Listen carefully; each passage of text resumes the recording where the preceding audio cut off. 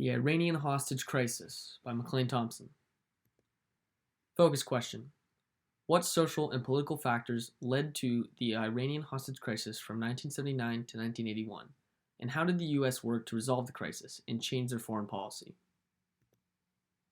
Before we get into what the Iranian hostage crisis was, or how it started, you need to understand some background information about Iran itself. Iran was a country in the Middle East that was run by a theocracy, meaning the government had rules that were based on religion or a god, and in this example, it was Islam. Iran was rich in oil, and the Allies during World War II were aware of this.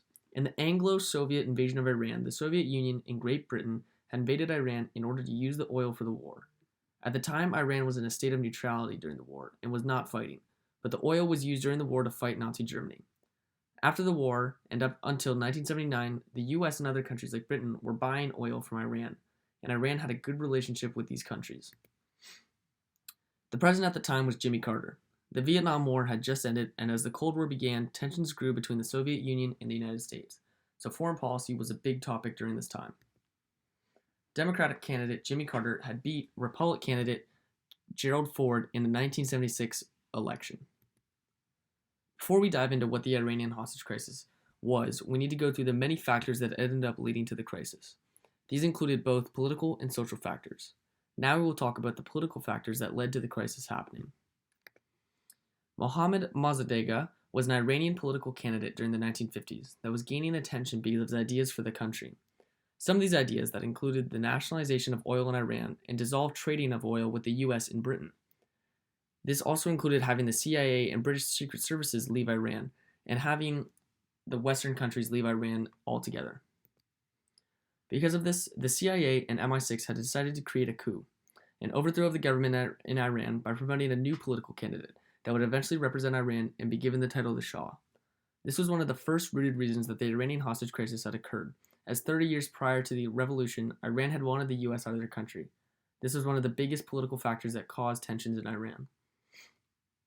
The political leader that would come into power in 1953 was Mohammad Reza Pahlavi, a leader that was fond of the US and Jimmy Carter and was extremely wealthy. Because of this, the oil industry in Iran would continue to trade with Western countries. Now the social factors that would start to lead to the Iranian hostage crisis. Mohammad Reza Pahlavi was extremely wealthy, and he was very popular with other wealthy Iranians. However, parts of Iran were extremely poor and lived in poverty, but the Shah was not making progress towards fixing this. He continued to trade with the US, however, and new political candidates that wanted change in the government started to take notice. One of those political candidates was Ayatollah Khomeini. Ayatollah Khomeini was a political leader that was a Shia Islamic radicalist that gained attention by promoting negativity towards the US and the Shah that was in power at the time.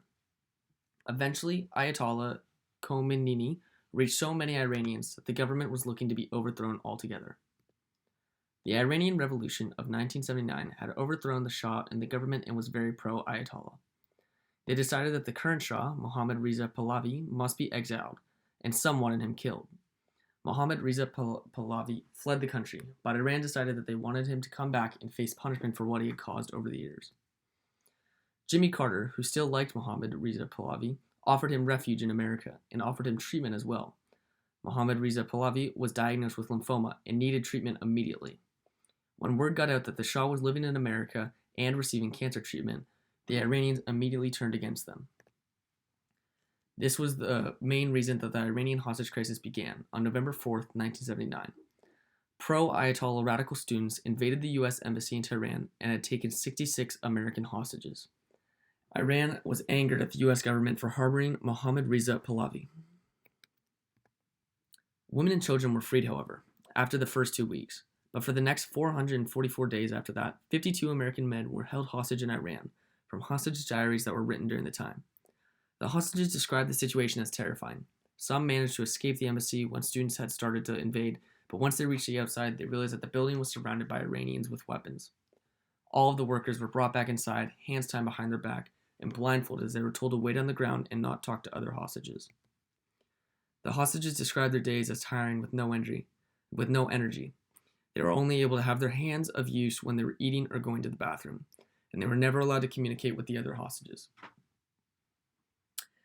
After a few weeks, restrictions for the hostages loosened, as many of them could write back home to their families and could sleep on mattresses. Some were also given exercise time slots, and a doctor would visit them every once in a while to check on their health. It would be 444 days before they could see their families again, and they slowly made it through each day. They were losing weight, and exercise became harder and harder for some of them, as they could only describe it as they had no energy from sitting around all day.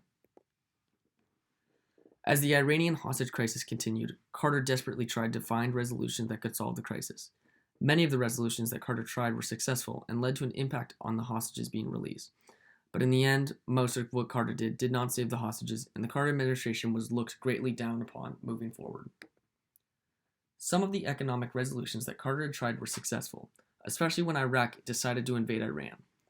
Iran was forced to make a choice, as they needed support and money as well. The first economic resolution that Carter tried was his Executive Order 12170, which froze all of Iran's assets from the US. This had started to cause Iran to lose money as months passed. It continuously got worse as sanctions were put on Iran from the US, Portugal, and Australia. Over the course of the Iranian hostage crisis, Iran lost $3.3 billion. Carter had also tried military intervention, which ended as a complete failure.